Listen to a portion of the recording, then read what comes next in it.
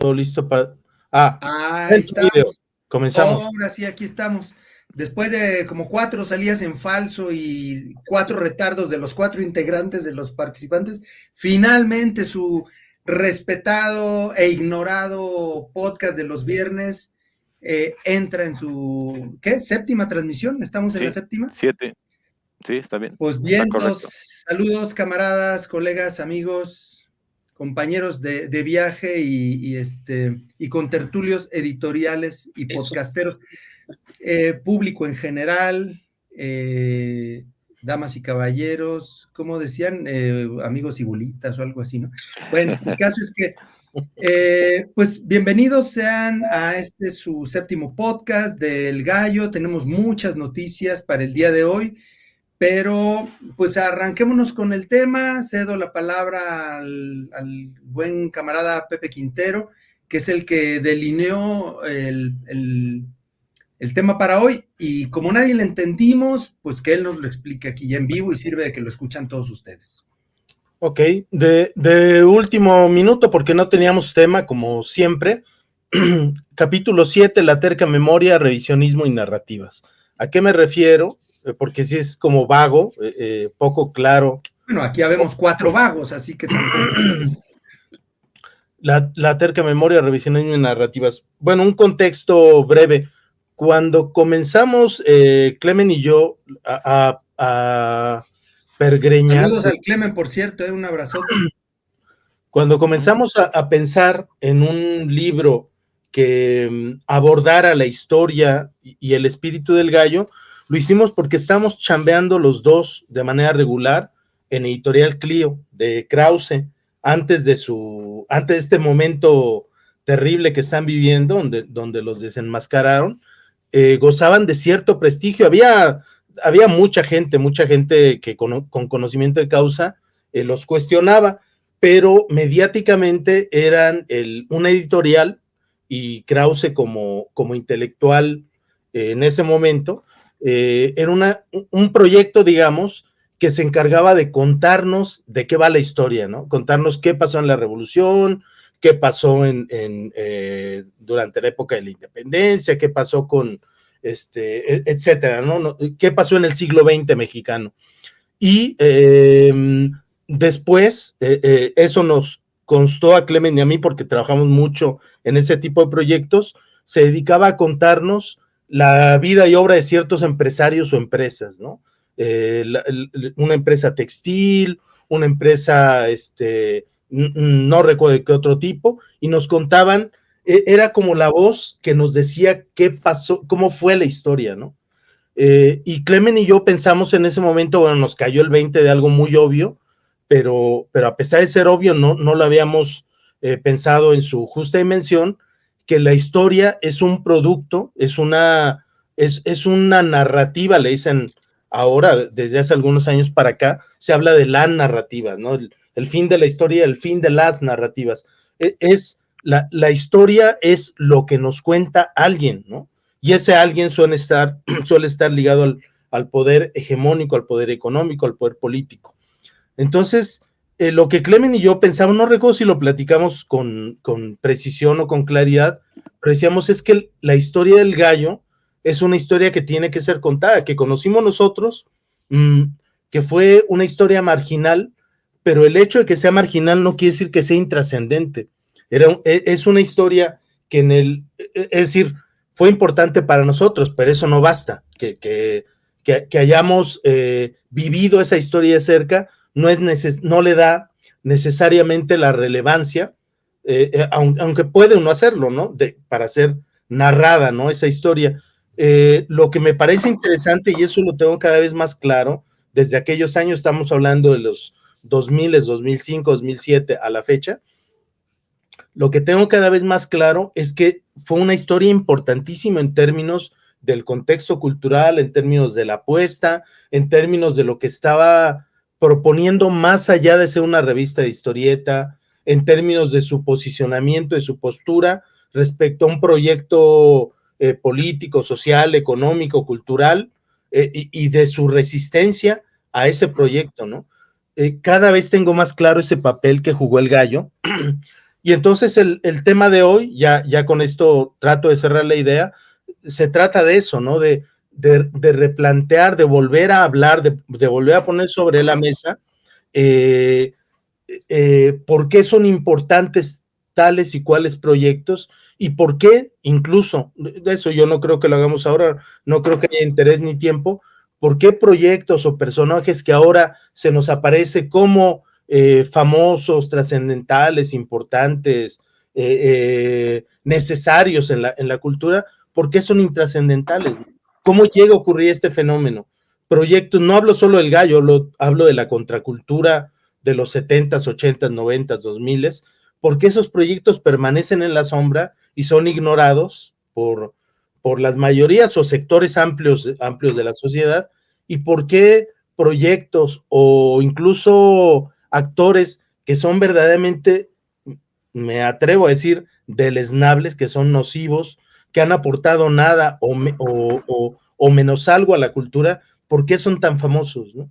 Entonces, el tema de hoy quería proponerlo de esta manera, de pensar cómo es que se dan esas narrativas y qué papel juegan en el gallito inglés en esas narrativas. Esa era la idea. Y lo de revisionismo, pues creo que es gratis. No, lo de revisionismo es esto, ¿no? Como a la luz ahora de políticas y momentos coyunturales, se empiezan a revisar y se empieza a desacreditar. Se habla, quizás eso no debería decirlo, pero ya lo dije, de que el gallo era machín, de que éramos machistas y tal y cual, porque se ven las cosas desde la plataforma cronológica, histórica que estamos viviendo, y se pretende que toda la historia hacia atrás se tiene que leer bajo esta óptica puntual, ¿no? Que tampoco sabemos quién la consensuó, quién la planteó, de dónde viene, y ya estamos todos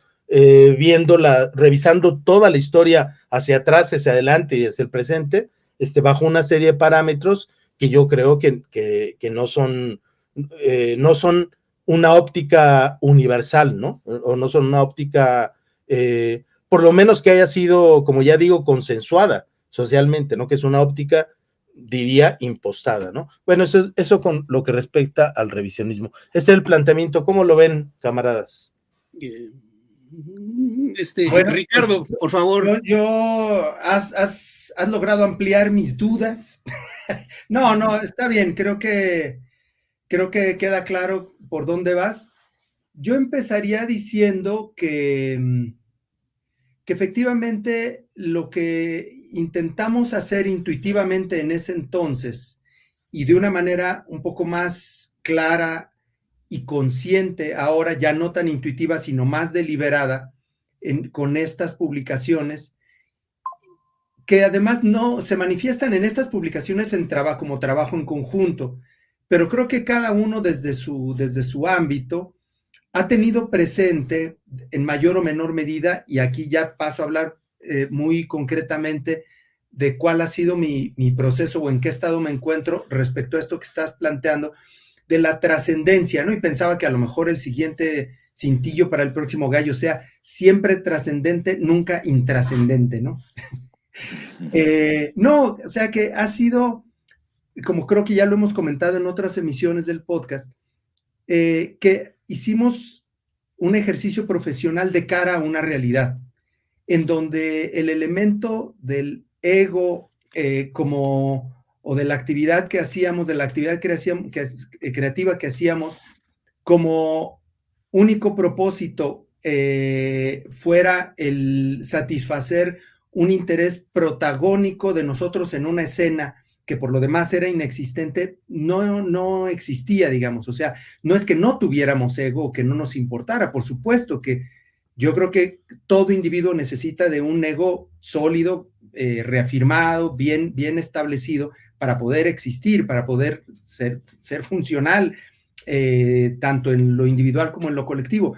Pero no era nuestra premisa fundamental. No nos interesaba una fama que, por otro lado, pues no existía en el ámbito en donde nos desenvolvíamos. O sea, había que crear algo que no existía, que era una escena de una historieta independiente, algo que existía a lo mejor en Estados Unidos, el cómic underground, la escena del cómic independiente, en países europeos, incluso en Japón, donde estaba el gran mainstream, pero también un montón de estudios y de publicaciones periféricas y demás. Pero en México no había ni industria, o sea, cuando nosotros arribamos a nuestra madurez profesional o a nuestro ejercicio de profesional ya sólido, digamos, llegamos a una industria que estaba en extinción, estaba ya viviendo sus últimos estertores como industria historietística, y lo que estaba por nacer pues no existía, ¿no? No había becas, no había, en fin, como escenario llegábamos a un páramo desierto, no era que, pues yo quiero obtener el lugar que preponderante de la escena historietística, pues no, ¿cuál? No había, ¿no?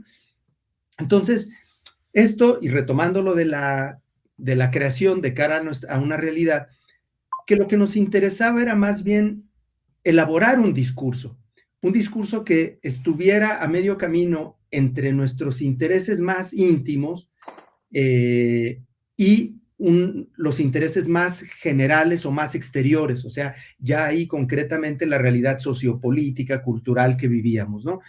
Pienso en mi trabajo, pienso en el trabajo de todos ustedes, y teníamos como una pata en una exploración interior y otra pata en saber que eso que podíamos explorar de manera muy íntima y muy personal tenía que ser leído por alguien y ser comprendido por alguien, y además tenía tentativamente que gustarle ese discurso y ese planteamiento guionístico, temático y estético a un lector que pues no sabíamos si existía, ¿no? Entonces la apuesta era pues efectivamente hacer una creación, a eso es a lo que me refiero con crear de cara a una realidad, que ya lo hemos dicho también, creo en otras ocasiones, no eligió no seguir el camino de la caricatura política, ¿no? Cada uno tendrá sus motivos para eso, para decir por qué no siguió eso, pero creo que por ahí va, ¿no? Este planteamiento que haces de lo que es revisar la historia y las motivaciones que nos pusieron a hacer lo que estábamos haciendo, ¿no? Y creo que aquí ya nos estamos repitiendo un poco, pero bueno, esperemos que lo que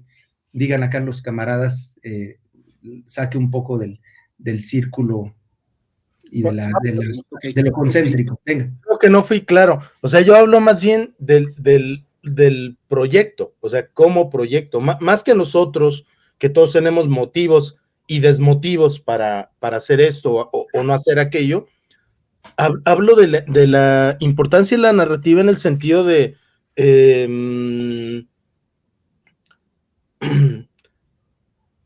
se me fue la onda, no se notó, ¿verdad? En el sentido de que insisto, hay certezas, iba a decir ideas, pero hay certezas que tenemos en la vida y que ni siquiera nos damos cuenta de que esas certezas son un cuento o una narrativa que sería equivalente, y no somos capaces de entender eso, ¿no? Que el pasado es una materia que se debe leer todavía, que no es algo que está inerte y que se ve como algo inerte, sino que es algo que hay que estar agarrando, meneando, batiendo para poder entender de qué se trató. Lo digo porque creo que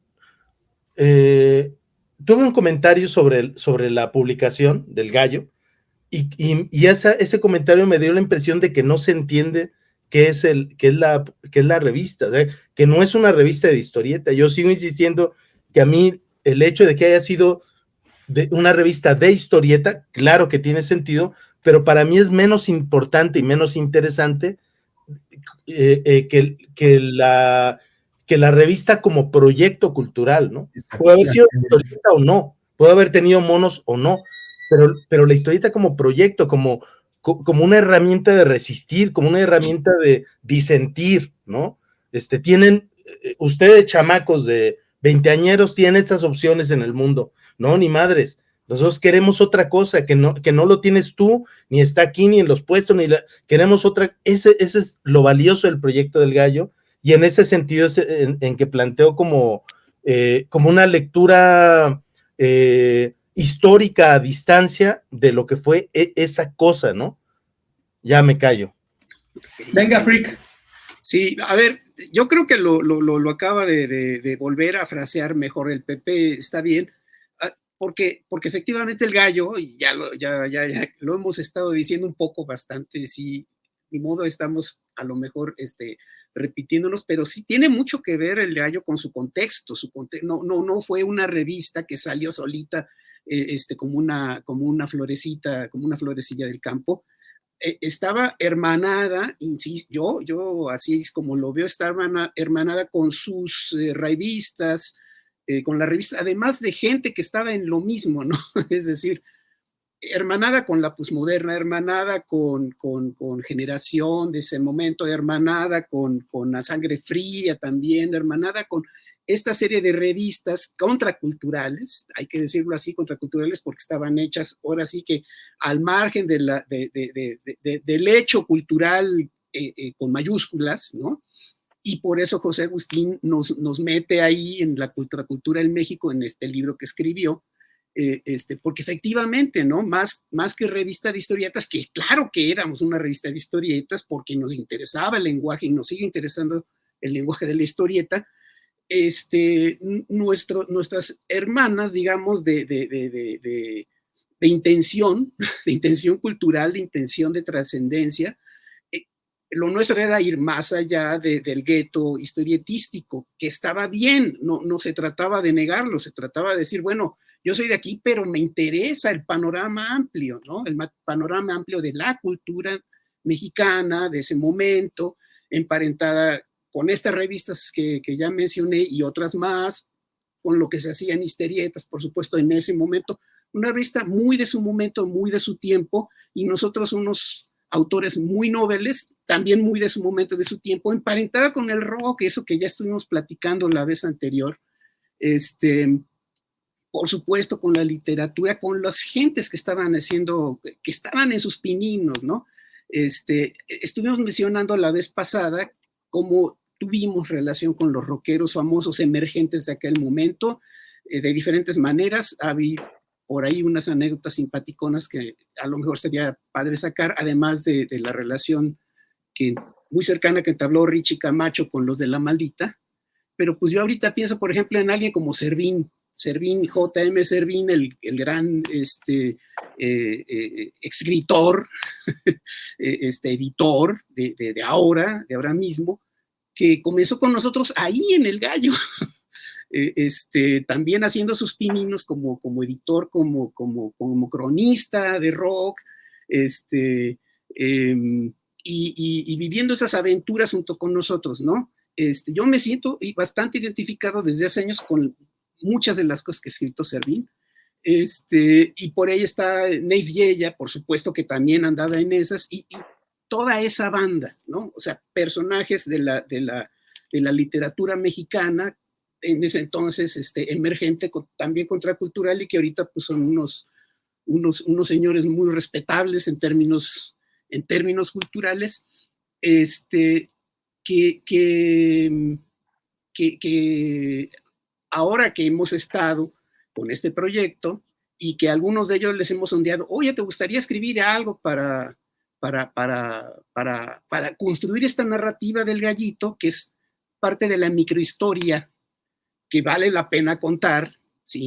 Más allá de la gran historia de la cultura en México, bueno, esta microhistoria del gallito y de sus avatares, no está mal contarla, está muy bien. Lo que decía el gran Pepe sobre el asunto de que la historia, las narrativas la construyen los grandes poderosos y Krause y estos. Bueno, sí, pero ¿qué crees? También existen estas otras propuestas, también existe esta otra indagar en las pequeñas historias culturales que en principio para nosotros es valioso contar, ¿sí? Que por ahí dicen que no, que eso de estar hablando otra vez siempre, toda la vida de tu pasado, qué hueva eso, no, hay que estar en lo de ahorita. Bueno, sí, hay que estar en lo de ahorita, pero si no hay memoria de lo que fue esto, y perdón, pero el panorama del historietismo mexicano, yo creo que ha sufrido de una gran desmemoria por mucho tiempo, pues sí necesita estas revisiones, sí necesita, sobre todo porque más allá de las charlas, de las pláticas, lo que se necesita es el testimonio escrito, ¿sí? Necesitamos el documento, necesitamos crear esa historia a ver dónde está esa historia. Hay por ahí algunas cosillas, de historia contemporánea estoy hablando, ¿no? No estoy hablando de la chamba canónica de Barthes y de Rocochea, 1000 veces dicha, ¿no? Hay por ahí sí cosas, ¿no? Mínimas en términos de su densidad, de su explicación, ¿no? La contracultura en México, José Agustín nos dedica unos párrafos, hay algunos escritos de Bartra por ahí perdidos en algunas publicaciones. Hay algunas autoras, que son muy jóvenes y que están ahorita también construyendo ella su historia, fíjate, eso está chingón. Laura Nayeli, que es una académica de mucho respeto, que está tratando de construir una historia.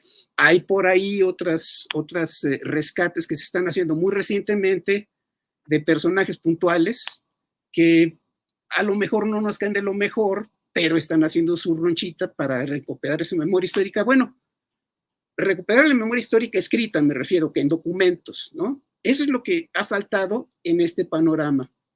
Y para nosotros, este esfuerzo que hemos hecho, con este volumen que nos quedó muy chingón, yo creo que es ese granito de arena que faltaba de este lado para construir esa historia contracultural,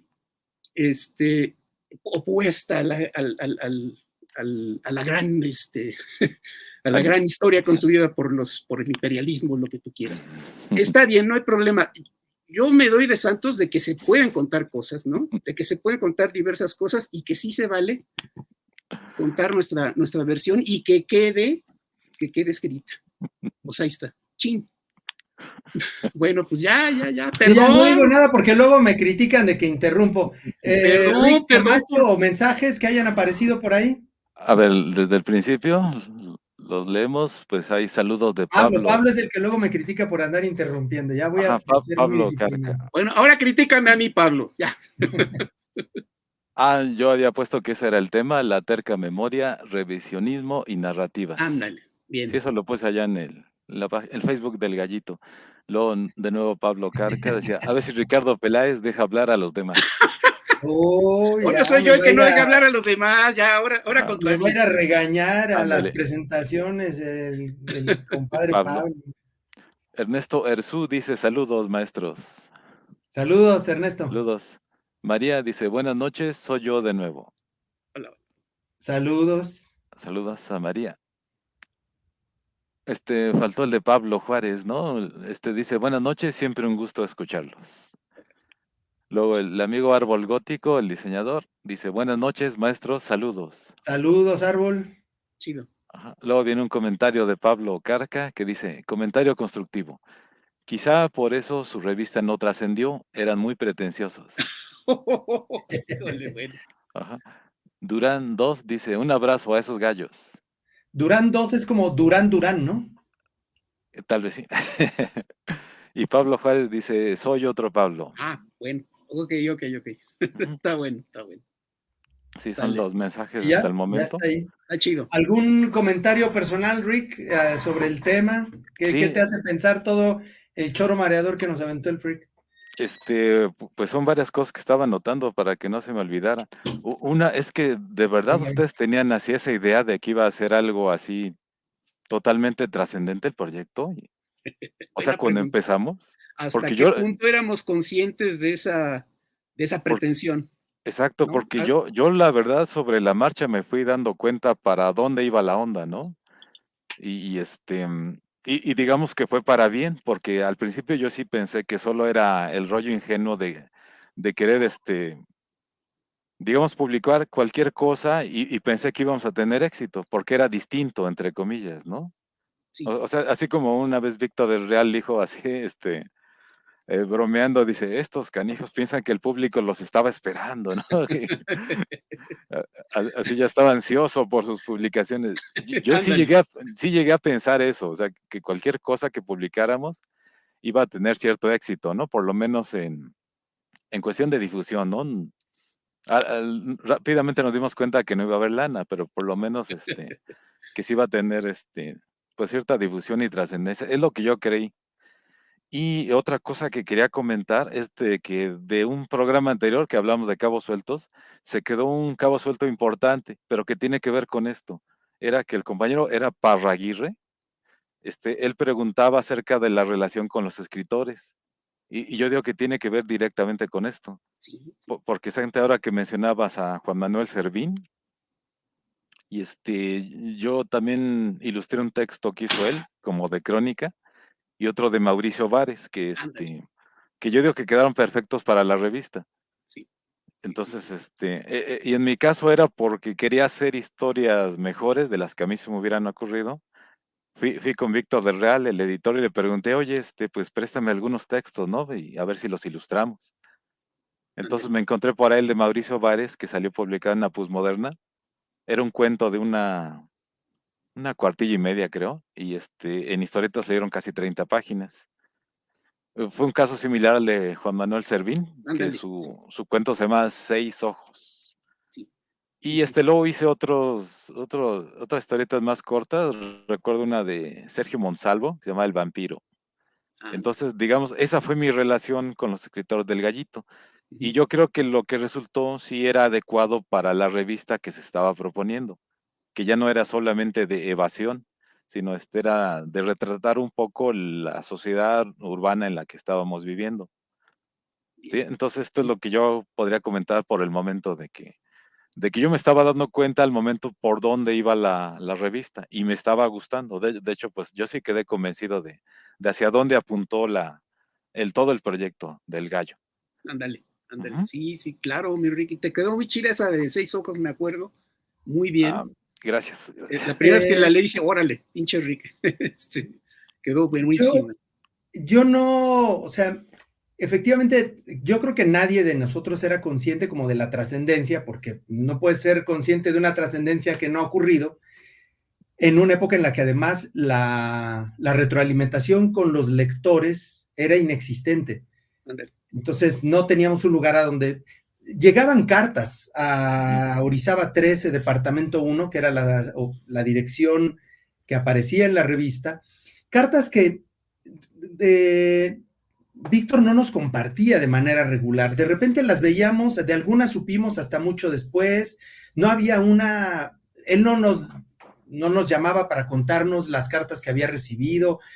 Llegaban unas propuestas de colaboración que él rebotaba sin enterarnos de que le habían llegado. Algunas cosas las llegó a comentar con nosotros, pero no había pues un sistemático análisis de la respuesta, aunque pequeña, que estaba teniendo la revista en su entorno cultural, en la realidad del país.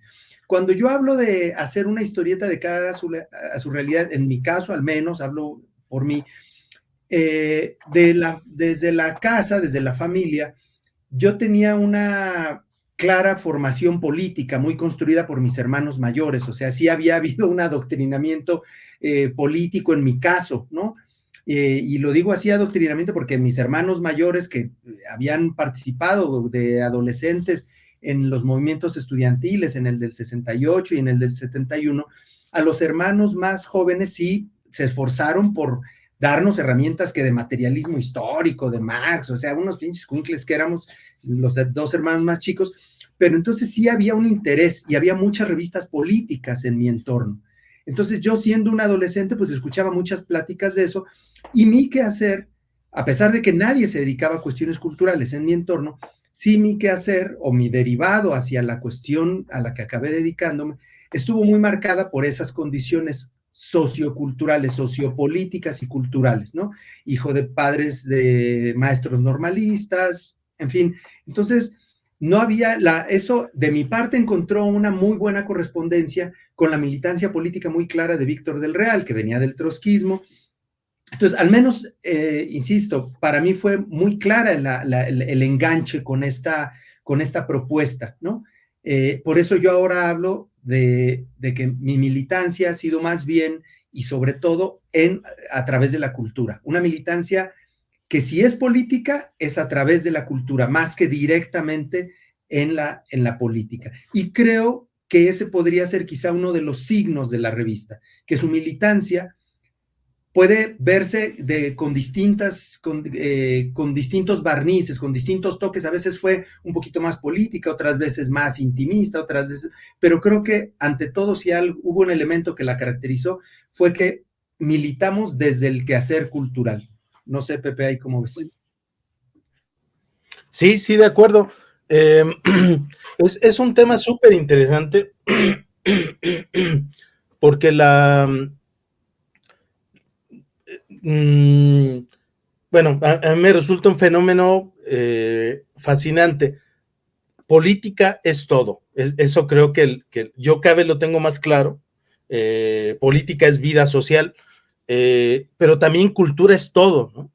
Y otra cosa que me ha sido revelada por no sé quién en los últimos años es que todo está imbricado, que no hay, es muy útil separar, es muy útil enfocarnos en ciertos aspectos de la realidad, porque si no nos volveríamos locos, pero la verdad es que todo está enmarañado, ¿no?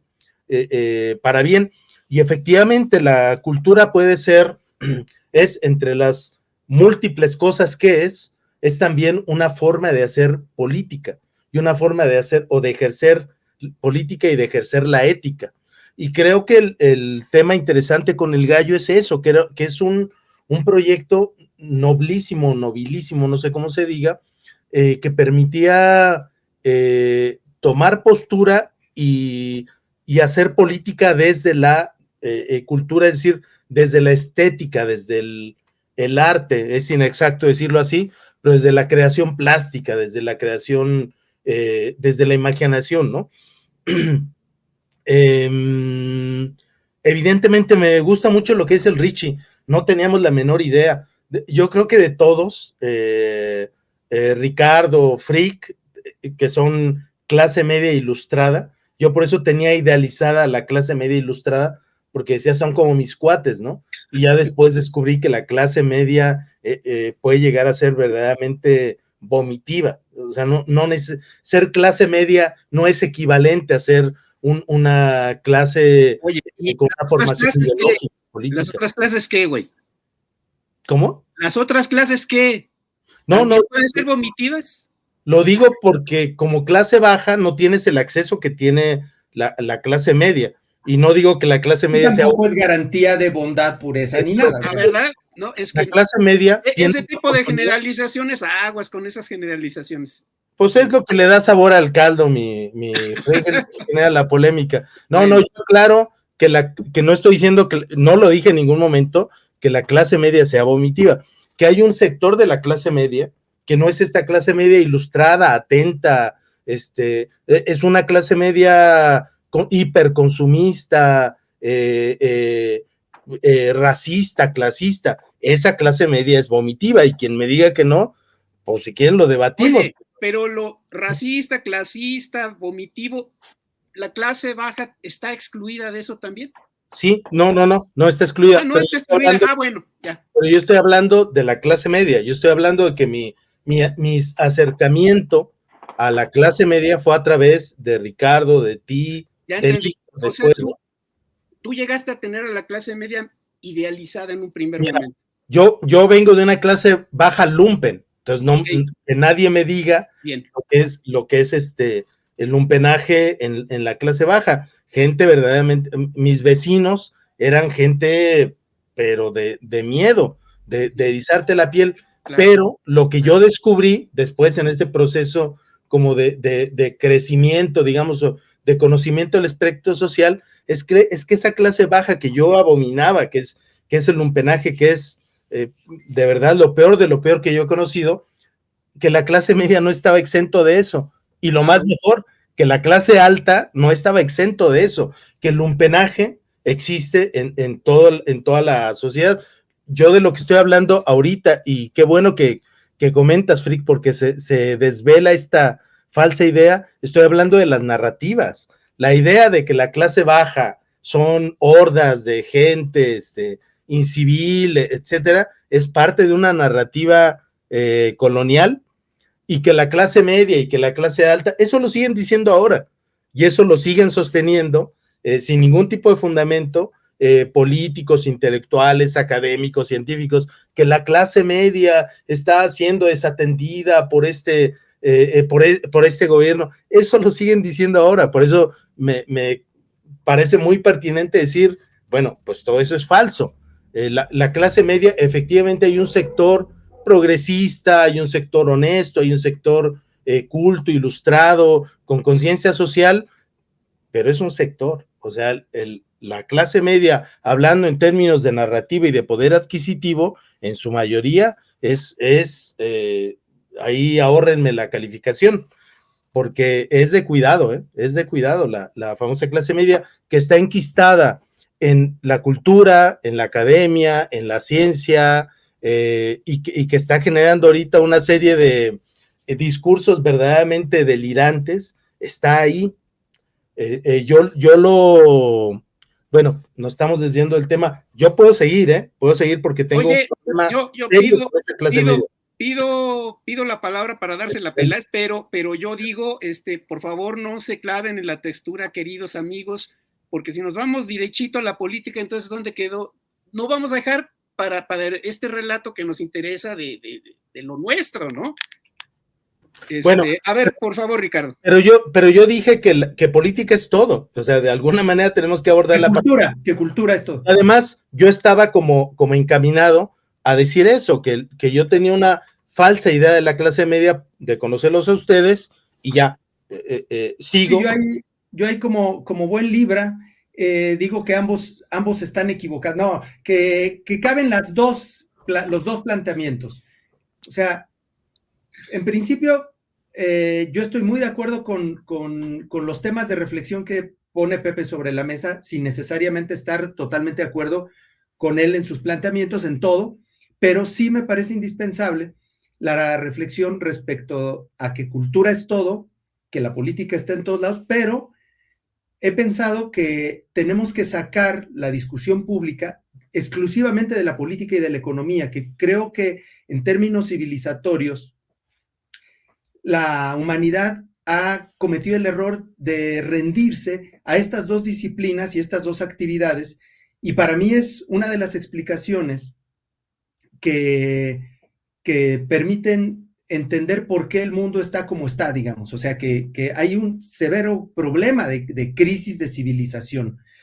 Y enlazándolo con lo que nos corresponde, que es ahí hacia donde voy de lo que plantea Frick, es que creo que socialmente tendríamos que arrebatarle la discusión pública en términos generales, o sea que como sociedad tendríamos que estar hablando más de otras cosas y no tanto de política y de economía, no porque no sean importantes, sino porque la cultura en términos de creación artística, la ciencia como el amor, las cuestiones lúdicas, las cuestiones sociales, la empatía, o sea, como que de repente nos encontramos como planeta, y México no es la excepción, en donde la discusión pública, los temas parecieran ser únicamente de a quién le vas, por quién vas a votar, de lado de quién estás, y no porque no sea importante tomar una posición política, pero creo que es importante que también haya un montón de reflexión sobre cultura, sobre libros, sobre música, sobre un montón de cosas, sobre historietas, sobre cultura en general.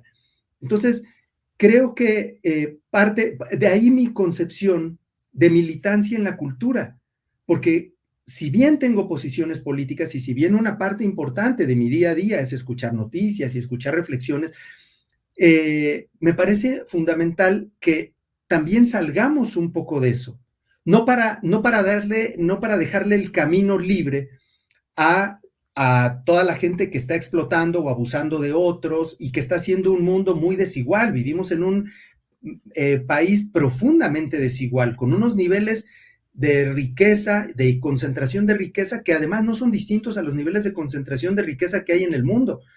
O sea, y es indispensable hablar de eso, o sea, pensar que nuestro quehacer cultural le entre al tema de cómo vamos, qué podemos aportar nosotros desde nuestra narrativa, desde qué proponemos a esa discusión pública, a esa conversación pública, para que vivamos en un mundo menos caótico, más armonioso, en donde haya menos inseguridad, menos conflicto social, menos encono, en fin, yo creo que es indispensable, por lo menos yo todo el tiempo, esa es la situación en la que me encuentro intelectual y reflexivamente ahorita. ¿Qué puedo hacer yo para contribuir a mejorar este mundo? Primero identificando cuáles son sus problemas, cuáles son sus orígenes. Y aquí quería hacer una recomendación de un libro que me parece profundamente actual y que les invito a que lean, y es un libro que se llama Tener y Ser, o Tener o Ser, de Erich Fromm. En el título plantea él ya lo que para mí es un asunto de rabiosa actualidad, y es que él plantea dos modos de vida, dos planteamientos filosóficos que son el tener como todo aquel modelo, que es el modelo que nos ofrece, el modelo de consumo, el modelo de los bienes materiales, de las riquezas materiales, de los productos, de más tienes, más vales, o sea, más dinero tienes y más cosas tienes, más vales, que es el modelo del tener que plantea Erich Fromm. Y por otro lado, antepone el modelo del ser, ¿no? Que es toda la dimensión de riqueza y de crecimiento espiritual, interior, intelectual, cultural, y que se enfrentan porque efectivamente el modelo del tener, que privilegia el tener, la riqueza, la competencia, genera un montón de problemas. O sea, y aquí hago una metáfora, depende de cómo comas, depende de la vida que lleves, pues vas a llevar una vida o llena de problemas, o de salud, de problemas con la gente, con tus vecinos, con tu pareja, con tu familia. O sea, estamos para mí ante un modelo que se ha convertido en hegemónico, que es un modelo, el del tener, que ha llevado al mundo a esta situación en donde hay un chingo de desasosiego, de confusión, de abrume, de tristeza, de depresión, de ansiedad y demás, y se volvió hegemónico, y necesitamos construir un modelo que se anteponga a eso, que nos dé a los seres humanos y les dé a los seres humanos otras formas de vivir, que nos arranquen de ese conflicto permanente y de esa tristeza y de esa angustia y de ese estrés y de ese abrume en el que vivimos, porque eso es cierto, así estamos viviendo. Y olvidándonos un poco de que si López Obrador, que si derecha, izquierda, a mí me tiene un poco harto eso. Sin embargo, estoy inmerso en que pues esa es la realidad que vivimos, pero quiero trascender e ir un poco más allá en mi reflexión y tratar de entender. Por eso la recomendación de este libro, porque me parece que hace una reflexión muy pertinente en términos generales respecto a qué modelo de vida queremos para nosotros. Y simplemente ya cierro aterrizándolo al tema, porque me parece que lo que yo pretendo hacer con la colaboración en este proyecto en concreto es, si de construir narrativas se trata, es de construir narrativas en donde hablemos de otras cosas muchísimo más productivas en términos interiores, ¿no? Porque creo que si hay una riqueza que de verdad es infinita y absolutamente sustentable, es la riqueza personal, el enriquecimiento interior, no el material. Lo material, pues con lo básico estamos, pero si hay una manera, si queremos hacer algo con ese impulso que como seres humanos tenemos de crecer, de ser mejores, que no sea comprando más cosas, sino aprendiendo más, ¿no? O sea, conociendo más música, conociendo más libros, y no por competir, yo leo más que tú, yo leí más. No, no, no. Si quieres enriquecerte, tienes un pinche mundo enorme para enriquecerte. Hay un montón de idiomas, de lenguas, de literatura, de música, o sea, y ahí enriquécete todo lo que quieras de eso y no se lo estás quitando a nadie, y de verdad estás haciendo una transformación interna sumamente profunda. Por eso, para mí, la idea de que la militancia cultural, a eso me refiero, ¿no? Con la convicción de que es en la cultura donde podemos crecer sin hacerle daño a nadie. Ok. Bueno, está lindo. Bueno, yo reclamo que me interrumpieron y no puede terminar mi idea. Dos, que el pensamiento colonial aborda todo eso. O sea, que para mí es urgente y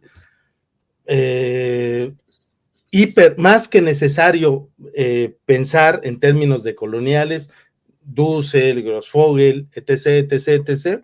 La verdad son los únicos dos que yo conozco. El etc. sale sobrando. Y termino mi idea. Yo lo que estaba comentando, y sostengo el tema de la clase media, no lo vamos a continuar ahorita, no es el tema, pues, pero yo sostengo que debe haber una crítica a ese sector, esa franja que se siente invulnerable, que es la clase media, que debe haber una crítica tan válida como para la clase baja y la clase alta, que de hecho en términos marxistas ni siquiera existe la clase media, que se habla de sectores medios, pero en términos de la óptica, de la lógica, de la teoría marxista, no existe eso, es una idea, es una cuestión identitaria, pero ni siquiera existe asalariados y no asalariados, ese es todo el punto, y eso lo podemos platicar. Me parece muy interesante porque es una fantasía con la que cierto sector de la clase media se identifica y se siente verdaderamente tocado, ¿no? Es verdaderamente el kit de su ego, y ni siquiera sabe que la clase media no es tal, es una construcción ideológica.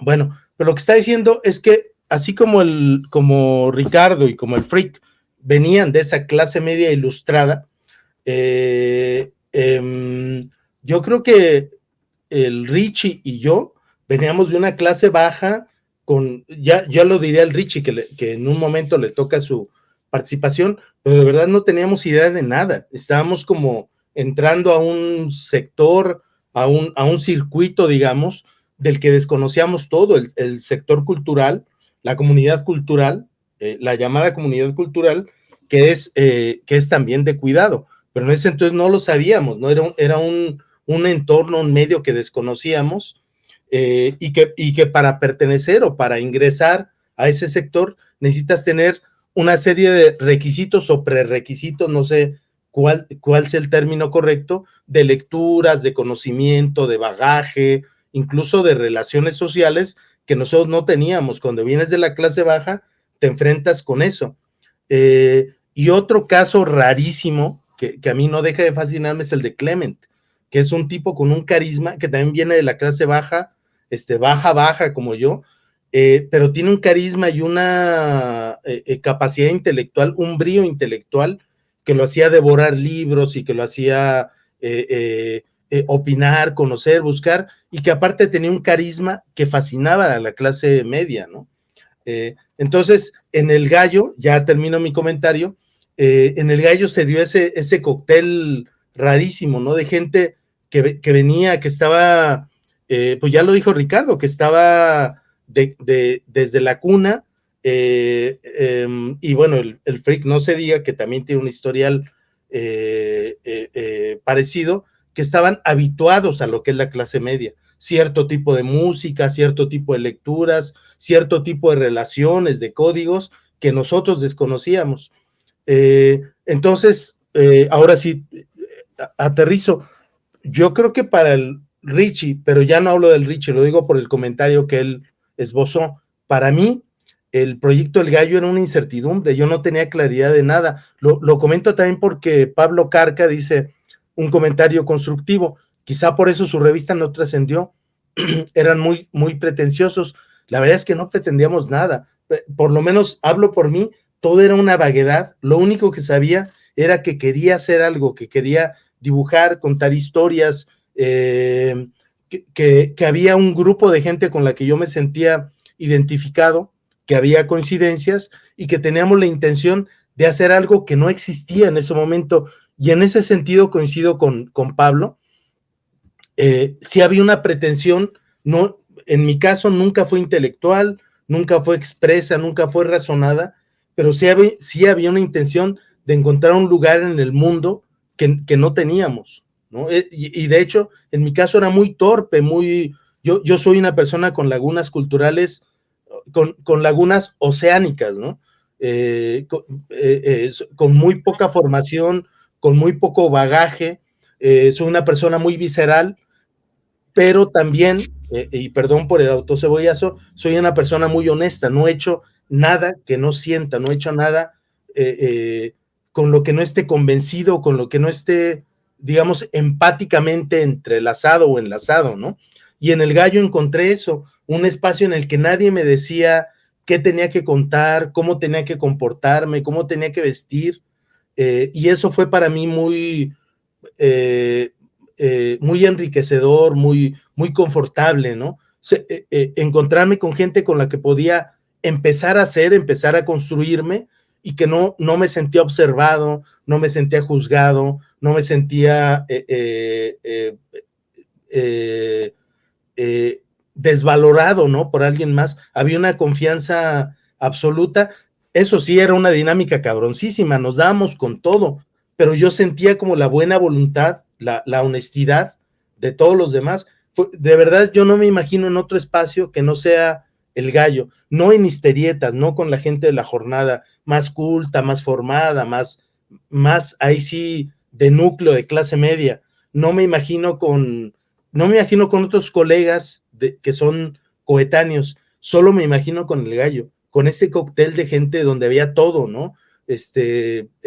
Clase media, clase baja, sí, efectivamente, no había de todo, no había clase alta, pero había, yo creo que esa honestidad, esa buena voluntad de todos, incluyendo Víctor, que fue como un maestro también, que ejerció un papel muy interesante, patriarcal o de hermano mayor, que nos ayudó a crecer, ¿no? Entonces, cierro nada más diciendo eso, coincido con el Rick, yo no tenía idea de nada, no había claridad, todo era difuso, todo era confuso, pero había una intuición de que podíamos hacer algo, y eso algo que podíamos hacer tenía que ver con ese proyecto y con ese grupo de gente y con ese momento, ¿no?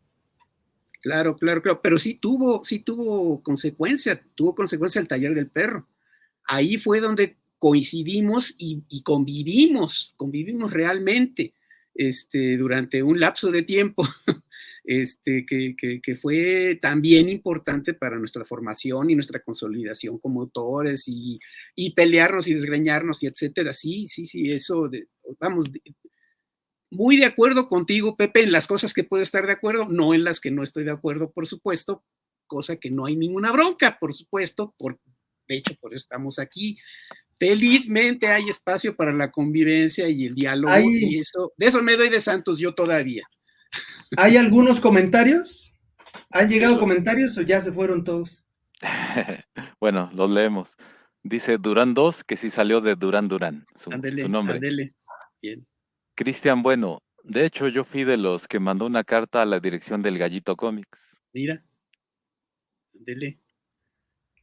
¿Y te respondieron, Cristian, o te bateó te ignoró el Vic? Ahí cuéntanos. Bueno, mientras César Molina dice, saludos, maestro José Quintero. Con el hashtag José Quintero. Lalo Cuellar dice, los clasemedieros sintiéndose aludidos. Pues sí. Urraca Ulali, sí es así, ¿verdad? Es el Hellman de Colombia. Ajá. Sí, pero decía el nombre, es que no lo alcanzaba a leer bien. Acondúctense, maestros, no van a terminar postulando a la lucha de clases entre los integrantes del Gallito, ¿o sí? Está bueno el concepto de acondúctense. Debe ser muy colombiano. Acondúctate, pinche Pepe, y tú también, pinche Pepe, y tú también. Acondúctense. Bueno, Urraca Ulali, que es compañero Hellman, dice, saludo desde Bogotá. Ándele. Más adelante, Compay Atlante dice, buenas noches. Hablar de clasicismos, sí, ¿verdad? Dice clasicismos. Es como clasicismos debe ser, porque clasicismos vendría como de clásico, ¿no? De ¿verdad? Sí. Es como hablar de religión o política o fútbol. Sí, nunca se va a estar de acuerdo. Mientras tanto, Chaires Federico dice, directo a la yugular, maestro Quintero. No comprendieron que el tema va directo con la clase media asquerosa. ¡Asqueroso! Uy, se prendió el público así. Compay Atlante dice, simplemente en ser empáticos y tolerantes. Sí, de acuerdo, compay. Ajá. Exacto. Nuevamente, Compay Atlante dice que los fanatismos son peligrosos. Fundamentalismos, también diría yo, aguas con los fundamentalismos. Nuevamente Pablo Carca dice, les recomiendo el clásico de Gabriel Careaga, Mitos y Fantasías de la clase media en México. Tomamos nota, mi buen Pablo, gracias. Pablo. Irving Emilio C. García dice, saludos gallos, acabo de pedir mi copia del último canto del gallo. Por cierto, excelente iniciativa del podcast. Gracias. Al final vamos a hablar de eso, ¿verdad? El cierre de la preventa. Luego Ernesto Erzú dice, necesitamos material para resistir la realidad. Eso. Vientos, Ernesto. Yepes BR dice, no se olviden de poner el enlace de YouTube del video resubido. Es que tengo que salir. Sí, Sí, esos van a aparecer más adelante todos los videos, ¿verdad? En YouTube. sí. Bien, el siguiente, ¿o ya son todos? No Había se uno olviden. más, ¿no? Había uno más después de ese. Compay Atlante dice, el modelo del ser o el tener tendría que equilibrarse. Sí, creo que por ahí va. Les recomiendo este libro. Lo tiene a muy buen precio el Fondo de Cultura Económica, Tener o Ser, de Eric Fromm. Ujú. El del arte de amar, el del corazón del hombre, ese mero. Es muy bueno. Chaires Federico dice, totalmente. Está bien. Totalmente todo, dice. Irving Gemilio C. García dice, la memoria hay que resignificarla todo el tiempo, lo que implica disputarla a quienes tienen la hegemonía cultural, es decir, la clase dominante. Sí, Absolutamente. yo allí antes de pasar les invitaría a que hagamos como un comentario medio de cierre respecto al tema para pasar a hacer un poco actualizaciones de las novedades, noticias y demás. Yo simplemente querría decir, como recapitulando Pero hay que terminar, Ricardo, los comentarios y ya. Ya. ¿Faltan? Faltan. Órale, venga, Falta- perdón, falta pensé que uno. ya era el último. Irving Emilio dice, totalmente de acuerdo con el maestro Quintero, anda muy gramsciano. Luego dice, Big Man Falacias. En México tenemos un tesoro político que son los sistemas de usos y costumbres que conservamos, dice, los pueblos originarios. Yo vivo en Tlaxcala, en una comunidad que conserva este sistema y he sido testigo de la eficacia de este sistema político asumiendo cargos comunitarios. Los problemas comunitarios se discuten y solucionan haciendo comisiones ciudadanas honorarias sin permitir la participación de partidos políticos que solo confrontan a la población mediante la competencia en el que hay ganado. Así dice. Yo nada más digo que mientras más compleja, o sea, de acuerdo absolutamente, pero en la medida en que se va complejizando la sociedad, este tipo de medidas suelen ser insuficientes, pues, ¿no? Es el único problema. No es que me encanten los partidos políticos, pero en una sociedad con la complejidad como las nuestras, este tipo de medidas son insuficientes o hay que replantearlas, ¿no? Ese sería el último, la única acotación. A mí me parece respecto a este comentario de Big Man que creo que hay que regresar a las pequeñas células. O sea, mantener esto y que estas unidades de resolución de problemas concretos de lo comunitario luego escalen, pero que haya unidades funcionales en pequeño. A mí esto me parece fundamental. Bueno, aquí no sé si lo conozcas, Big Man, el libro, el planteamiento de Bonfil Batalla, Guillermo Bonfil Batalla, es un libro que comentamos ampliamente allí en el Gallito, el del México Profundo, de Guillermo Bonfil Batalla, en donde plantea este autor, este antropólogo, este autor, la idea del México profundo precisamente como un sistema de valores ancestrales que han permitido una cohesión comunitaria que le sobrevivió a la colonia, o sea que versus el México imaginario, como él lo llama, que es todo un modelo de creencias que se anteponen al modelo del México profundo y son dos cosmovisiones distintas que entran en conflicto y que en México viven debatiendo, digamos. Te recomiendo mucho ese libro, el del México profundo, si no lo conoces, Big Man, y por supuesto a los demás que les interese el tema. Venga. Uh-huh. Bueno, dice Chaires Federico, los clasemedieros siempre sintieron que tenían el sartén del mango, por el mango supongo. Curioso, siempre tuvieron que alimentarse culturalmente del río creativo del barrio, siempre copian las formas del barrio y le ponen etiqueta. Sí, estoy de acuerdo totalmente. Luego dice Chaires Federico, dice, falta José y José Luis Pescador.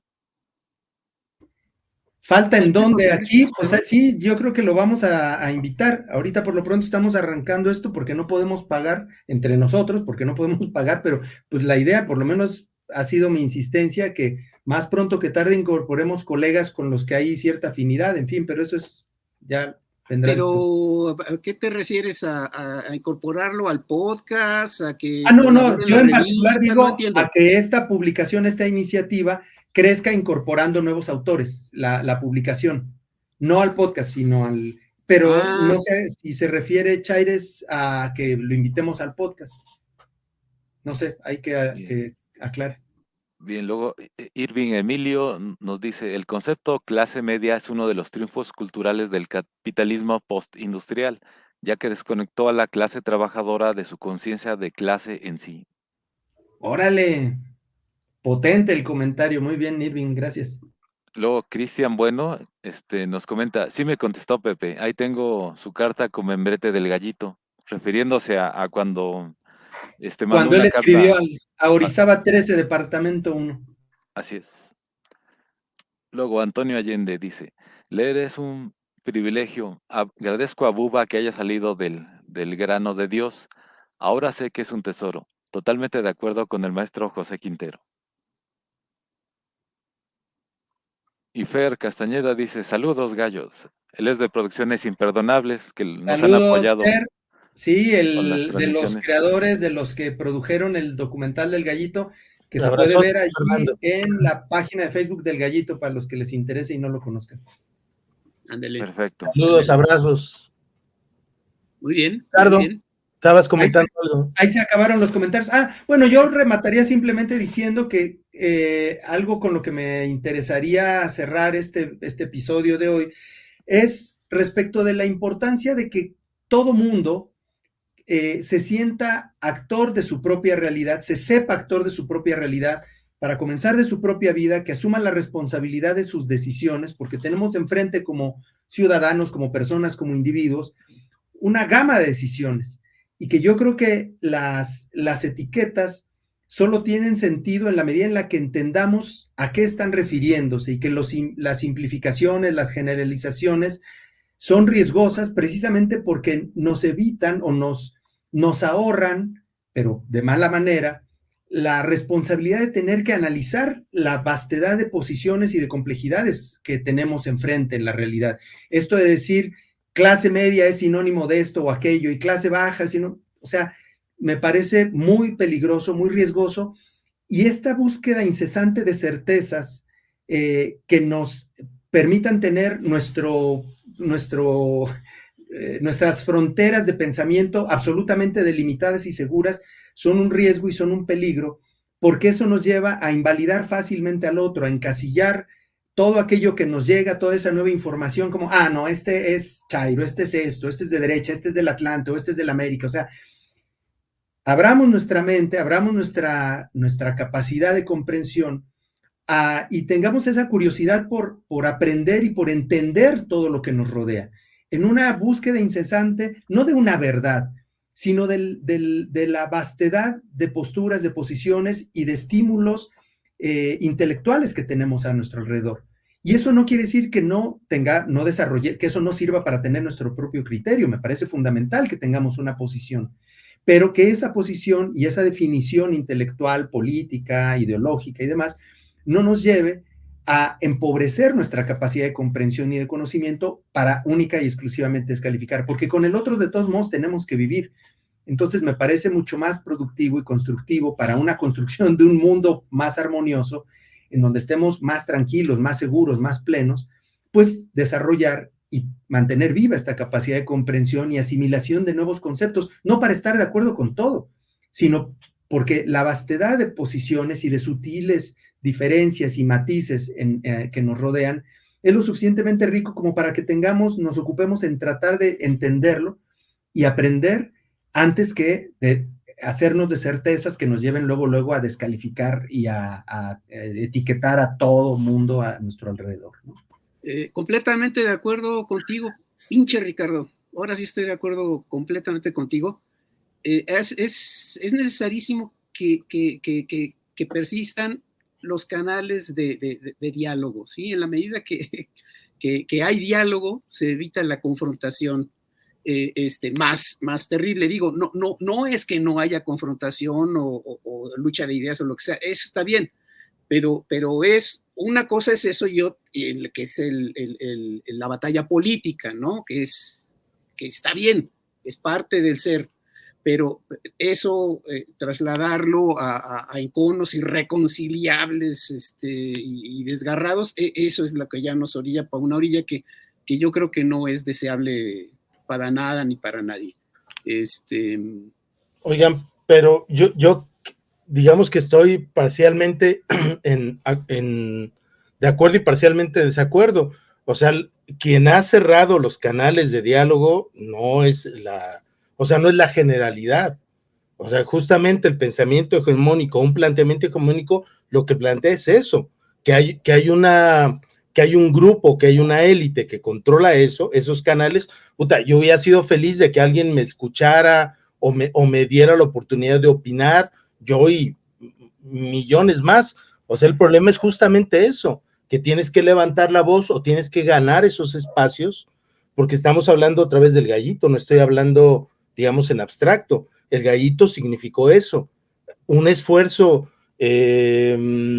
extraordinario, un esfuerzo que no tendríamos que haber hecho para poder decir lo que queremos, no para convencer, no para arrebatar la palabra, no para callar a los demás, sino para tener el derecho de hablar, de decir, de opinar, de ser. Entonces, a mí lo que no me gusta es este discurso como de todos somos iguales y todos conciliemos y todos hablemos y escuchemos.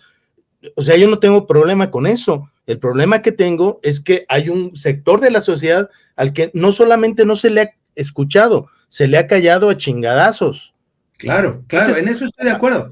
Entonces, lo que digo es eso. O sea, sí, respeto, sí, con lo que quieran, pero hablemos de la clase media. No puede ser que la clase media sea intocable, sea invulnerable a la crítica. No puede ser que académicos, miembros del sector cultural, científicos, escritores, no puede ser que a ellos no se les pueda criticar. No puede ser que estemos en que permitamos que a un presidente se le pueda mentar la madre y en cambio a un becario no se le puede decir nada porque se arma la de Dios, diría un gachupín, ¿no?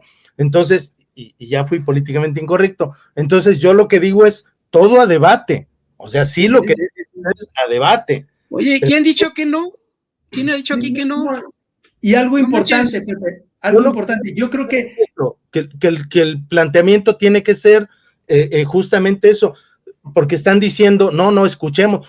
Claro, escuchemos, pero permitamos que se abra el debate, no interrumpamos. Claro. La clase media no se debe tocar. Cuidado. ¿Quién ha dicho que no, güey? No, yo no digo, nadie ha dicho eso. Una cosa, Pepe, una cosa.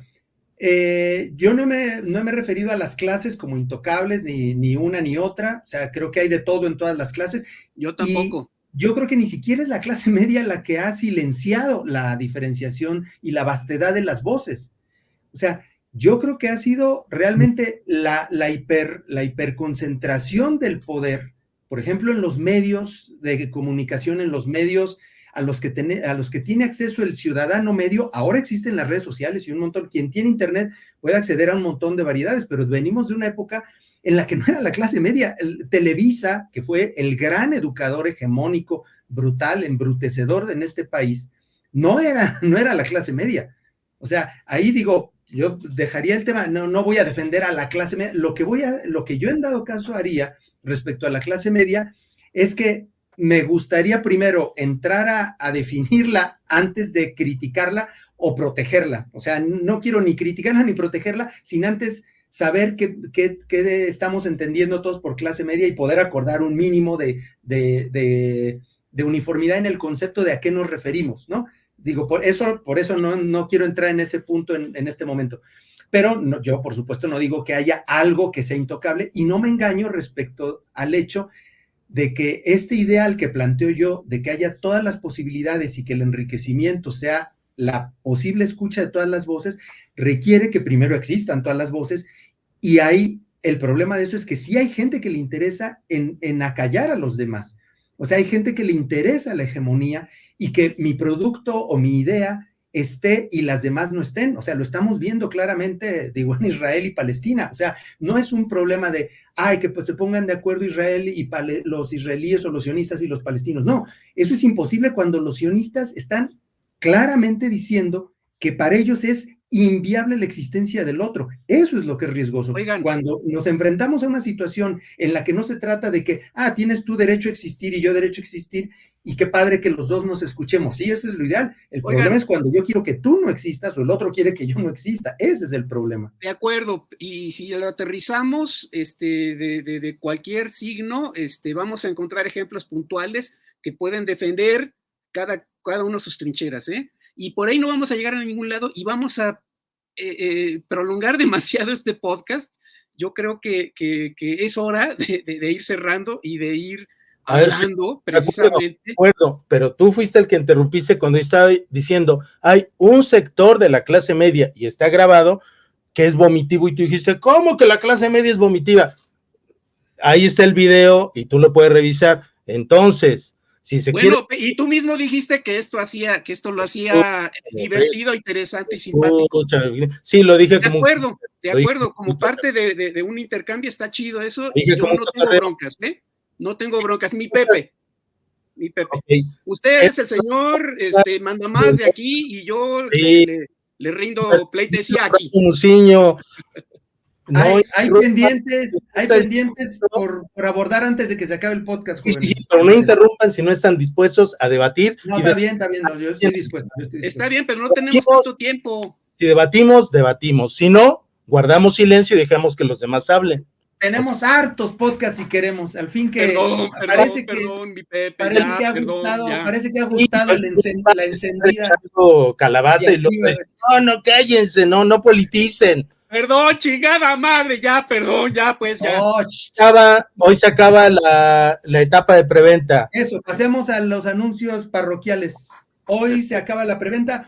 Nuestra coordinadora de redes sociales y eficacísima gestora de las respuestas a todos los ponentes, Alejandra Lara, valiente y abnegadamente y pacientemente ha estado respondiendo a todos los correos.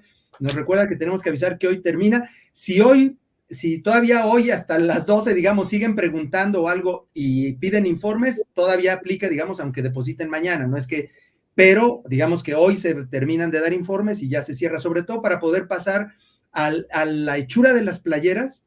Creo que hay personas que faltan de definir qué playera, de la talla de la playera que van a querer, de eso se ha estado encargando ella de insistir. Ya se mandan a hacer las playeras, se mandan a hacer las postales, sobre todo porque se va a hacer una cantidad limitada de playeras, una cantidad limitada de postales, para poder ya proceder a hacer todos los sketches que se solicitaron. En fin, ya urge pasar a esa etapa porque la revista ya está en imprenta. Hoy, de hecho, comentó el tocayo de Tlacuache Impresores, Ricardo García, nuestro querido amigo e impresor de confianza. Ya decía que estaban revisados los archivos, ya estaban haciendo las placas y nos iba a mandar en breve videos de la revista ya empezando a imprimirse. Entonces, hay cálculos de que por ahí del 23-24 de este mes podríamos empezar ya a hacer la reunión de firmada o de ejemplares para por ahí del 25-26 estar empezando ya a empaquetar los primeros libros que se vayan ya a emprender su viaje a sus destinatarios. Entonces, esas son un poco las actualizaciones. La revista ya empieza a imprimirse. Urge que se definan las tallas y los sketches, todo el asunto para pasar a las firmas y todo eso. ¿Algún otro anuncio? Por ahí tiene los datos de la Expo Freak, si no, por ahí búscalos, por favor, para que los digamos ahorita. ¿Algo más, Pepe? ¿Alguna información más? O leemos los últimos comentarios. Bueno, Irving Emilio C. García dice, en el libro ¿Historia para qué? Viene un ensayo de Adolfo Gili titulado La historia como crítica o discurso de poder, de lectura obligada. Gracias. El colega Pepeto Torres dice, abrazo a todos. Éntrale a la discusión, mi Pepeto. No, nomás nos mandes abrazos. Vente a pelear, aquí está bien sabroso. Bueno, lo dice Pablo Juárez. ¿De quién sería la decisión de pluralizar la participación cultural o por qué no se está dando? Pues yo creo que la participación cultural nosotros la contribuimos, cada uno de nosotros podemos contribuir a pluralizarla, ¿no? Digo, en ese sentido yo invitaría a que todo el mundo asuma su papel protagónico en su vida, en su comunidad, ¿no? Bien, luego dice Pablo Carca, aburre el rollo buena ondita de Ricardo. Gracias, mi querido Pablo. Yo también te quiero un chingo. Irving Emilio C. García dice, grande maestro Ricardo Peláez. Viva Palestina libre. Gracias, Irving. Ahí ya somos dos, ese Pablo, ¿eh? Luego Ernesto Erzú dice, ¿qué onda Esa con es el otra taller? información que tenemos que dar. Ya hay taller. Pero ¿sí? vengan los comentarios. Perdón. Sí, más adelante dice, compadre Atlante, hagan un chingo de camisetas y postales.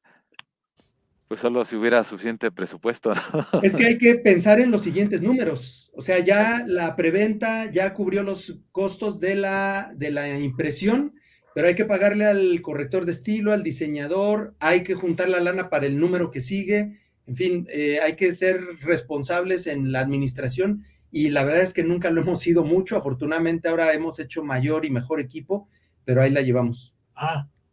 Luego dice Durán 2, saludos de Paco Medina. Saludos al Paco Medina, abrazo. Gran dibujante, si es el Paco Medina que todos conocemos. Y creo que es el último comentario de Compay Atlante. Dice, ¿qué pasará con la página del Gallito después de los podcasts? ¿Cuál? La de Facebook, pues se seguirá alimentando porque va a haber noticias todo el año y el Instagram también. Así que digamos las redes sociales, que las redes sociales van a estar muy activas del Gallito este año, van a estar muy activas y allí va a haber mucha información. El fin de semana o el lunes a más tardar, publicamos la información del taller de proyectos de narrativa gráfica que va a arrancar el 9 de marzo, el sábado 9 de marzo. Son 11 sábados, desde el 9 de marzo hasta el 25 de mayo, se va a impartir en las instalaciones de los colegas del Chamuco, que están muy cerca del Metro Xola, a 3 cuadras del Metro Xola. La información vamos a detallar. Son 11 sábados, insisto. La idea es que haya 10 lugares para participantes presenciales allí en las instalaciones y 5 lugares virtuales para gente de los estados o de algún otro país que se quisiera apuntar, que no pueda asistir físicamente. Los 10 lugares presenciales son para la gente que vive en la Ciudad de México o sus periferias, que pueda asistir físicamente en sábado. Va a ser de 10 de la mañana a 1 de la tarde, 3 horas. Hay una planta docente interesante que incluye a Rapé y a Hernández y a Augusto Mora de parte de la gente del Chamuco. Están por lo pronto el Pepe y Clemen apuntados allí también con 2 sesiones. Un invitado de Argentina, un invitado de Colombia, el Hellman. En fin, ahí sale la información completa el lunes, empiezan a publicarse en las redes del Chamuco y en las redes del Gallito, pero la idea es que sea un taller de proyectos gráfico-narrativos, o sea, se abre la convocatoria y los interesados mandan una pequeña carpeta de trabajos, no tienen que ser historietas si no tienen, pero la idea es que sea gente que ya dibuje, que ya tenga alguna experiencia o interés o conocimiento. Es para mayores de edad, no es para niños, digamos, o sea, de 16, 18 para arriba de edad, y la idea es que manden un resumen o una breve sinopsis de su proyecto gráfico narrativo. Puede ser historieta, libro álbum, un cuento ilustrado, un texto ilustrado. La idea es que es un taller que va a acompañar el desarrollo de estos procesos para que su proyecto pase de su cabeza al papel y que los participantes, los ponentes, podamos contribuir a que ese proyecto cobre forma y tenga sentido, pueda presentarse una editorial, algún concurso, alguna beca o autopublicarse si fuera el caso. De eso va el taller, de acompañar proyectos que ya existan, por lo menos en la idea. No tiene que haber necesariamente algo ya desarrollado, pero que sí sea un proyecto que ya tengan en mente. Puede ser gráfico narrativo porque, como digo, incluye libro álbum, historieta, cómic, manga, digamos, el estilo no importa, siempre y cuando sea un proyecto que una palabra e imagen. Eso está muy bien, está muy bien y es multinivel, ¿no? Entonces. Sí, la idea es que cuesta 2,500 pesos todo el taller, o sea, realmente un precio que hemos buscado que sea lo más económico posible.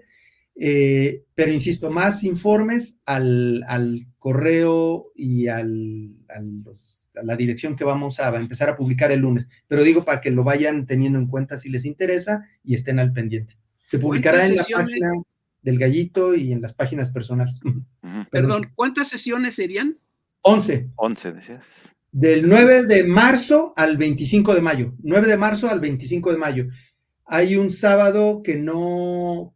hay un único sábado, que es el sábado de Gloria, el sábado de la Semana Santa, que no hay, se interrumpe ese sábado, pero son 11 sábados. Ok, una vez a la semana, sábados. Ok, bien. De 10 a 1 de 10 de la mañana a 1 de la tarde. Un comentario de Pepeto Torres dice: mi estimado Frick, ábrase paso a punta de machete y déjese oír. Casi no habla, maestro.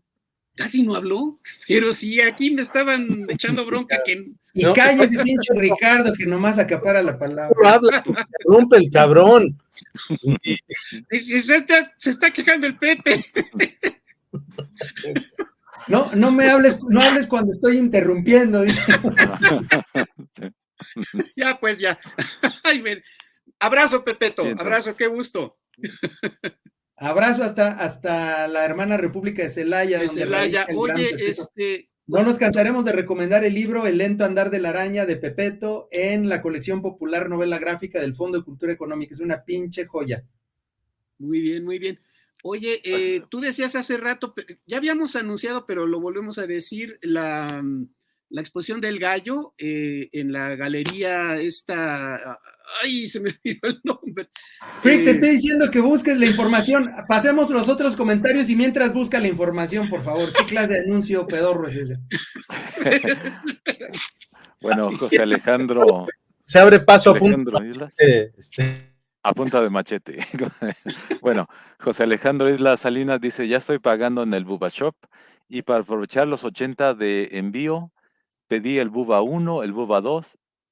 ¿No va a haber o qué? Dice. Que si no va a haber Buba 2, ¿no? El volumen 2 está agotado, agotadísimo, pero del 1 sí hay. Se llama... El autor está agotado también. Sí. Y dice Alejandro, se llama ser un caballero de talla internacional. ¿Qué es lo que se llama ser un caballero? Supongo que se refiere a mí, ¿verdad? Bueno, no, está bien, no, pues. El Frick se abre paso a punta de imprecisiones. Oh, que la canción es que Galería 63, ¿cómo se llama? Frick, búscala y ahorita vienes a platicar. Bueno. Cerramos. Perdón, a propósito de cómo van a estar los últimos anuncios, a propósito de cómo va a estar la dinámica una vez que se acabe la preventa. La diferencia es que ahorita el libro está saliendo 50 pesos más barato que a lo que va a costar cuando ya se acabe la preventa. El libro va a costar 250. Ahorita está costando 200 y se garantizan 6 firmas. La de Luis Fernando Enríquez, la de Edgar Clement y la de nosotros 4. Esa es la ventaja de la preventa, que el libro cuesta 50 pesos menos y lleva las 6 firmas. Cuando se acabe la preventa y ya en las presentaciones, el libro va a costar 250 pesos y por supuesto que vamos a firmar gratis los libros que sean, pero difícilmente vamos a estar los 6 juntos en una presentación.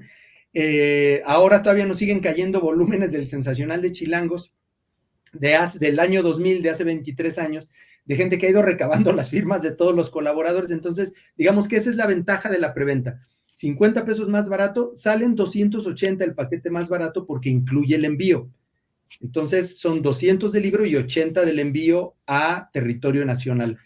A territorio no nacional, pues las tarifas varían y por lo pronto creo que han llegado muy pocas solicitudes, pero hay un par de Estados Unidos. Justo estaba viendo una de Atlanta. Hay que ver cuánto sale en ese caso, pero pues ya lo veremos individualmente, si es que llegan solicitudes de libros para el extranjero. ¿Alguna otra información? Bueno, hay planteada una presentación también en Puebla, ¿no, Pepe? Tenemos fecha tentativa para el 30 de marzo, entonces para que vayan apartando la fecha, gente de Puebla, amigos y enemigos que quieran ir a aventarnos de jitomatazos. Bueno, si van a llegar a aventar jitomatazos, entonces solo va a estar presente Pepe en esa presentación, el que es poblano ya por adopción, pero si no, pues amenazamos con caer algunos nada más. Quiero aprovechar, a reserva de que Frick, no sé si tiene la información, evidentemente no, ¿verdad? Todavía no tiene la información. Clemens dice que apartamos una playera mediana para Nave Yeya. En la relación de playeras hay que anotar la de Nave Yeya, Pepe. comentarios ahí. De veras, de veras, Dice de veras. de José Alejandro Islas Salinas, dice, saque el Buba 2, Master Quintero, Santa Claus Azteca y Genio Poeta. Bueno, pues ya que estamos en esas, yo lo que querría hacer con el volumen 1 y 2 es sacarlos ya con pasta dura. Particularmente el 1 ya se merece su pasta dura y estoy chambeando en eso, viendo ¿Por qué no juntan los dos en un solo volumen de pasta dura los dos? No des idea, Ricardo. Pues batéalas, pues. O sea, digo, yo como lector me parece que estaría bonito, pero está bien, ¿no? Pues. El 1 está muy hecho, muy redondo, y el 2 quedó, no de gustarme, algo le faltó. Voy a revisar la edición, pero me latiría eso, que ya tuvieran su pastita de cartón, durita y demás. Entonces estoy valorando eso, mi estimado José Alejandro, tocayo, semitocayo. Cuando salga a la venta, ¿en dónde? Me imagino el gallo. El gallo va a estar distribuido por los colegas del Chamuco. Ellos van a ser los que lo lleven a las librerías. Vamos a distribuir en la librería Rius, que está en el Metro Zapata, en algunos puntos de venta muy específicos. Ya avisaremos concretamente en dónde. No va a ser distribución así vastísima, aunque los del Chamuco tienen una distribución bastante completa, pero ellos van a ser los encargados de hacer toda esa parte de la distribución. Ellos manejan ya su red de distribuidores y va a seguir habiendo envíos. Por supuesto, ya sin firmas, al precio normal, va a salir creo que en 400 pesos, en fin, ahí es cuestión de cotizarlo, pero sería ya 250 pesos sin firmas más el costo de envío. Ricardo, muy bien. El libro, habíamos planeado una edición, es muy incierto, es un proyecto raro como lo fue desde el principio, y no sabíamos para qué daba el proyecto. Es un proyecto que sigue siendo marginal, pero no sabíamos qué tan marginal. El punto es que decidimos imprimir 1000 ejemplares, 1000 y fracción, y va a ser un libro que va a durar muy poquito. Tiene un tiraje muy reducido. Yo creo que va a ser solo para gente que de verdad esté interesada en el tema. Yo desearía que fuera un tema mucho más amplio de interés general. Según mi criterio, es el gallito y este libro que resume la experiencia del gallo, es un libro que da para mucho más, pero lo que estamos viendo es eso, que fue marginal, sigue siendo marginal, entonces va a ser un número muy reducido, y sería muy recomendable. Yo lo que recomiendo es que quienes quieran adquirirlo, lo adquieran ya, o sea, la preventa ya prácticamente terminó, pero que se apresuren a adquirirlo en el tiraje restante, que serán unos 900 ejemplares los que estarán en el mercado, en tiendas y demás, porque yo no creo que valga, bueno, de valer la pena sí lo vale, pero no creo que volvamos a reimprimir el tiraje, ¿no? Entonces, quienes estén interesados. Si les interesa, ahora es cuando. Exacto. Bien. Muy bien. Ahora sí traes la información de la expo, mi freak. La galería se llama RAP 63, está en Santa María la Ribera, Enrique González Martínez, no localicé el número, en la misma calle del Museo del Chopo. Si uno va al Museo del Chopo, en la siguiente cuadra, yendo hacia adentro de Santa María la Ribera, ahí se va a encontrar la galería. Acercándonos a la fecha, por supuesto, vamos a compartir y a dar las especificaciones. El día de la inauguración, hasta donde tenemos acordado, es el jueves 14 de marzo. Entonces, pues ese día vayan apartándolo los que quieran vernos, y sobre todo, pues conseguir también ejemplares que va a haber ahí a la venta también. Y pues ver el material que vamos a tener ahí, que van a ser, hasta donde hemos acordado ahorita, pues muestras de lo que fueron los primeros 7 números del gallo, con obra de todos nosotros, ¿no? Los que hemos participado aquí en esta aventura del gallito. ¿Últimos comentarios? Sí, por favor. Ernesto Erzú Venga. dice, un placer, maestros, éxito. Gracias. Luego, nuevamente, Ernesto Erzú dice, ¿qué no estaba la Rius en Metro Insurgentes? No, está en Metro Zapata. La librería, ¿cómo se fusionaron la Se librería? llama, fíjate, ya cambió de nombre porque se aliaron con Shark Comics. Entonces Con es Shark Rius Shark Comics. Y está en Exacto. el pasaje del Metro Zapata.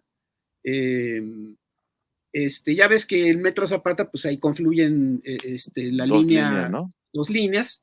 Y entonces. La 12 y la verde.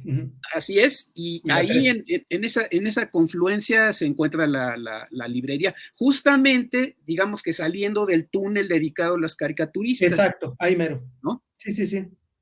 Para más señas.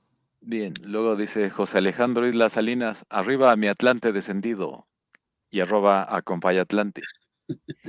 Bueno, hay que decir que el Víctor del Real, nuestro emérito director del Gallito, fue atlantista toda la vida. Además, por eso aquella portada que hizo Rick Camacho, aquí presente, en donde se emulaba la portada de la revista Fierro de Argentina, en donde aparecía un Maradona corriendo, llevando el balón y atrás una locomotora, Víctor le pidió a Rick que hiciera una portada similar, pero con Hugo Sánchez, que en ese entonces jugaba en el Atlante, que era el equipo de sus amores, del buen Vic del Real, una portada exactamente igual, pero reemplazando a Hugo Sánchez. A Maradona por Hugo. Exacto. Y de hecho le pedí que yo lo quería dibujar con el uniforme de la selección mexicana, pero Víctor me dijo que del Atlante. Claro, exacto, sí, exacto. iba al Atlante. Bien. Eso. Luego dice Pablo Juárez, ya aparté mi copia. Vientos. Buenísimo. Vientos, Pablo. José Alejandro Isla Salinas dice, todo al último momento, pero es una obra imperdible. Como su credencial del INE. Árbol Gótico dice, nos vemos en las presentaciones, maestros. Un abrazo. ¿Dónde vive el árbol gótico, Pepe? ¿En Puebla o acá? En los dos lugares es omnipresente. Es poblano, pero está trabajando y viviendo en la Ciudad de México. Es omnipresente, es un omnipresente. Claro que alcanzas preventa hoy, Jorge Escobar, pero necesitas escribir ya al correo editores.ilustradores@gmail.com. Lo podemos escribir ahí en el Facebook del Gallito por si alguien tiene dudas. Sí, en Monobarroco además está la info, ¿no? Sí, ¿verdad? También está ahí. Sí. Pues entra a monobarroco.com y ahí encuentras la información. Si hoy piden información y todo, pues todavía entra dentro de la preventa. Así que abusadillos. Ándale. Y hay otros 2 saludos. Uno de Natalia Esperanza con Z, dice maestros. Vamos. Y Jorge Escobar dice gracias respecto de a la nada, información Jorge, de nada, un gusto. de la preventa. De nada. ¿Sí? Bien. Vámonos. Bien. Vámonos. Ya fue. Órale. Pues creo que queda claro que nos interesa la polémica y esto se pareció más a la clase de rebates y rebatingas. Yo creo que efectivamente no es que Free quisiera cancelar la discusión, sino que efectivamente, pues en un podcast es difícil agotarlo, da para mucho y a todos nos encantaría. No era monobarroco.com, me redirigió a Bubachop. Es el mismo, ¿no? Ya no sé muy bien cómo está, pero sí. a ver, Pepe, explica tú eso. Sí, la página de Mono Barroco es una land page o algo así le llaman, y la redirige a la tienda, que es Bubachop, que es donde es una plataforma que informa si hay pedidos, quién lo hace, etc. Creo que había 2 correos, uno el tuyo y otro el que revisa Alejandra, ¿no? El que revisa Alejandra es el de editores.ilustradores@gmail.com, editores.ilustradores@gmail.com. Allí se pueden dirigir para la información. Muy bien. Todo pues para lo colgados que estuvimos no nos tardamos tantísimo, apenas estamos pasando la 1:30, que es bastante, pero yo hubiera dicho que ya ese mero, editores.ilustradores, en vez de pero 2. No, ahí le agregaste un 2, se te fue un 2, ¿no? No va con el 2, no va con el número 2. En vez de la arroba, ¿no? Nada más hay que cambiarlo por arroba. Ah, sí, exacto. Es que iba la arroba en lugar de... Va bien, dos. ahora sí, editores.ilustradores@gmail.com.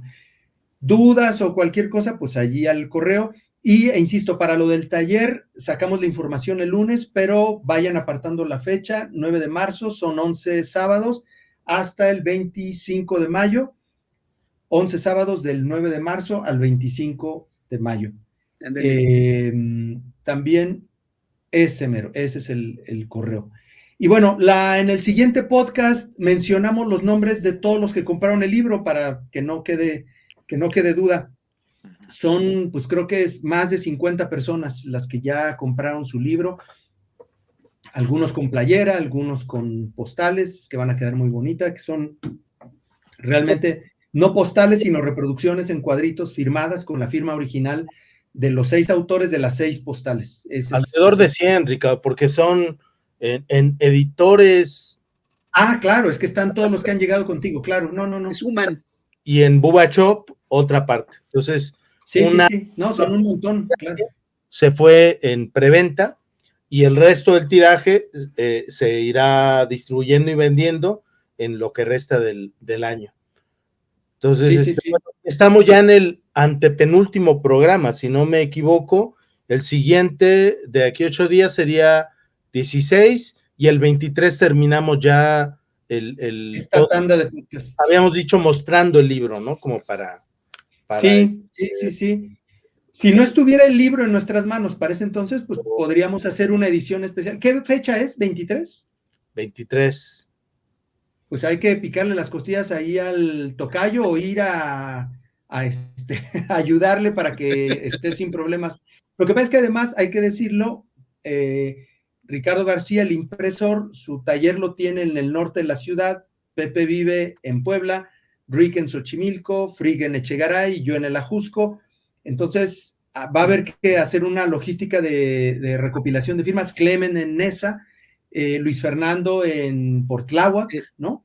Portláhuac. Entonces, ahí, digamos, enseñar el libro aquí es un poco lo de menos, porque si está el 23 o 2 días antes, yo personalmente me comprometo a ir por una pila de ejemplares a la imprenta, que seguramente es lo que va a ocurrir. Pero ya las firmas y eso es la logística de del recabado de las firmas de los 6 y luego pues el envío, ¿no? Entonces, bueno, ténganos paciencia, creo que la espera ha valido la pena. Sí. Ok. Buenísimo. Pues ya, se agotaron los temas, nos veríamos en una siguiente emisión y en una siguiente y última emisión. Ya veremos el tema, les avisaremos con 5 minutos de anticipación, como es nuestra costumbre.